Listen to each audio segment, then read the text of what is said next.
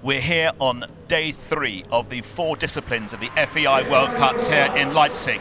Today, for the jumpers, it's a rest day, but the Rolex FEI World Cup is really building up to a tremendous final 2 rounds tomorrow. 21 nations from all over the world are here to compete for one of the biggest awards in the game of jumping.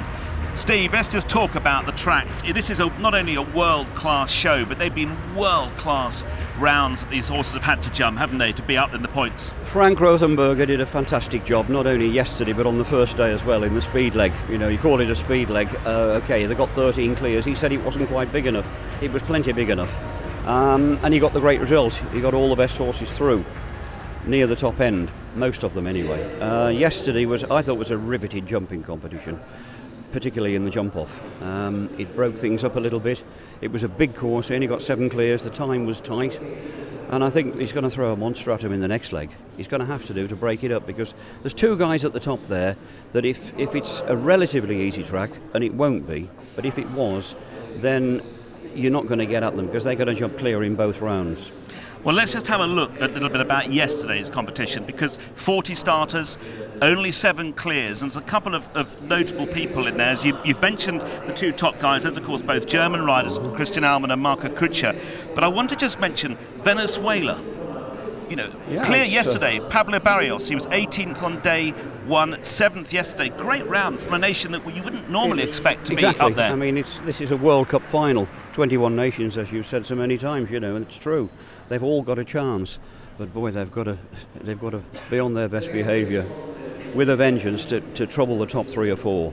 Now, one of the nations that hasn't won for 23 years at an FEI World Cup final is Team USA, and they went into yesterday's round with 2 hopes on Ashley Bond and Margie Engel. Unfortunately, they fell by the wayside, but McLean Ward, he's come right up the rankings with his position yesterday.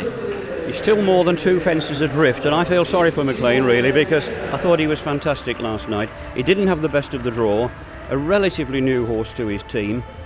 Very good horse indeed, I mean a real champion for the future, and he'd got Hickstead, Eric Lamaze, following him into the ring. He had to go flat out, which he did at the last fence and had it down, otherwise it might have been a different story. I still think he's got a mountain to climb. He's going to be well placed, because I think his horse is good enough to jump the big tracks. Let's just talk about the Olympic champion Eric Lamaze and Hickstead, because some of the viewers looking at this would not have seen that competition.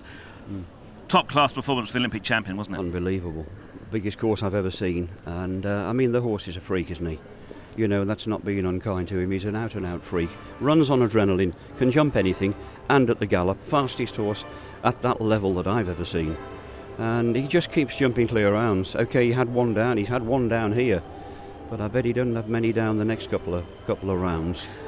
Just looking a bit further down there, last weekend, Babington Horse Trials in England, the New Zealand rider Mark Todd came sort of out of retirement and took one of the big prizes there. But of course, New Zealand here are also cheering this weekend in Leipzig, aren't they? Katie. Yes. Yeah, Katie McVean on a homebred horse, out of a mare that father bred. Jeff's here, whole family are here. Mum's at home holding the fort, but the rest of them are here.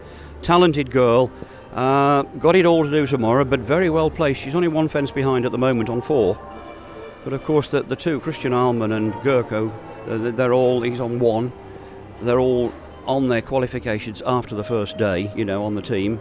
Gurko Schroeder was 4th on the first day, which was plenty close enough. He's 3rd on the table now. He's going to take some shifting, because I think his horse is jumping better than anybody's at the show.